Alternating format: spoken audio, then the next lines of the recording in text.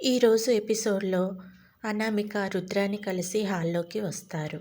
ధాన్యలక్ష్మి కిచెన్లో వంట చేస్తుంటే ఆంటీ మీరు వెళ్ళి మాట్లాడండి అని రుద్రాణిని ధాన్యలక్ష్మి దగ్గరకు పంపిస్తుంది అనామిక.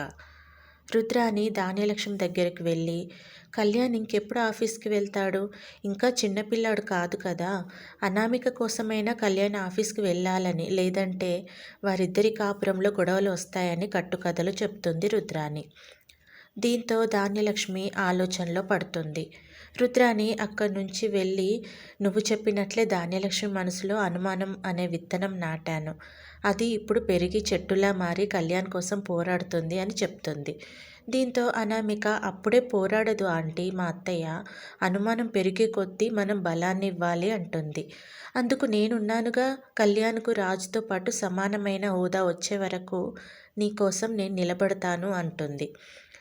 అలా అనగానే అనామిక థ్యాంక్స్ చెప్పి వెళ్ళిపోతుంది.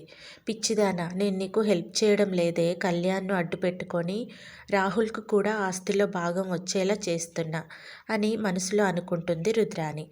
మరోవైపు రాజ్ రెడీ అవుతుంటాడు. ఇంతలో శ్వేత ఫోన్ చేసి రాజ్ సేవ్ మీ ప్లీజ్ అంటూ ఫోన్లో గట్టిగా అరుస్తూ కాల్ కట్ చేస్తుంది. టెన్షన్తో రాజ్ వెళ్ళబోతుంటే కావ్య కాఫీ తీసుకొని వస్తుంది. ఎక్కడికి అని అడగగానే అర్జెంట్ పని ఉంది వెళ్తున్నాను అంటూ వెళ్ళిపోతాడు.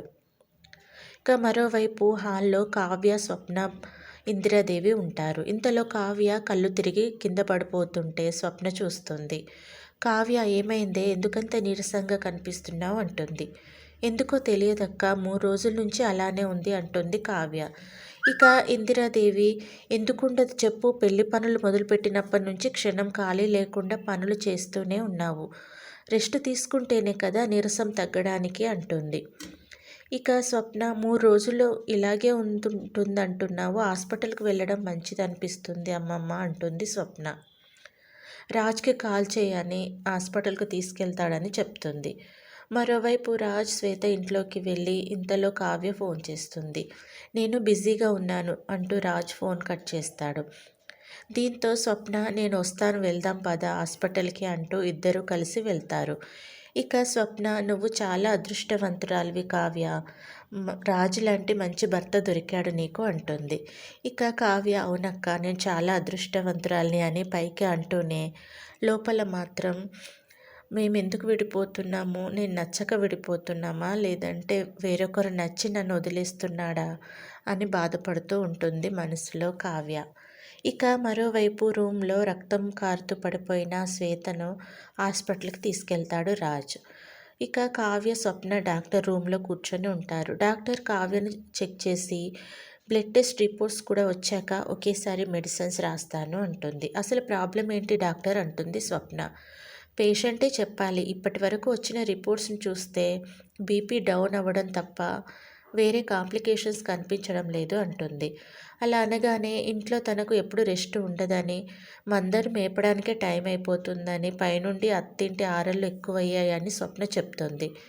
దీంతో డాక్టర్ మీకు ఒత్తిడి, నిద్రలేమి వల్ల ఇలా జరిగి ఉండొచ్చు, మీ అక్క మాటలను బట్టి తెలుస్తుంది, మీరు బయట వెయిట్ చేయండి, నేను రిపోర్ట్స్ వచ్చాక పిలుస్తాను అంటుంది.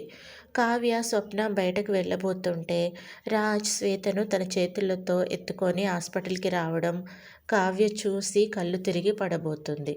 ఇక స్వప్న పట్టుకుంటుంది. మరోవైపు శ్వేతను రూమ్లో అడ్మిట్ చేస్తారు. అసలు ఏం జరిగిందని రాజ్ శ్వేతను అడుగుతాడు. ఇంతలో కావ్య శ్వేత రూమ్ దగ్గరకు వెళ్ళబోతుంటే డోర్ దగ్గర నిలబడ్డ సిస్టర్స్ రాజ్ శ్వేత గురించి మాట్లాడుకుంటూ కాబోయే మొగుడంట ఎంత ప్రేమగా చూసుకుంటున్నాడో తెలుసా అని మాట్లాడుకుంటుంటే కావ్య విని చాలా బాధపడిపోతుంది.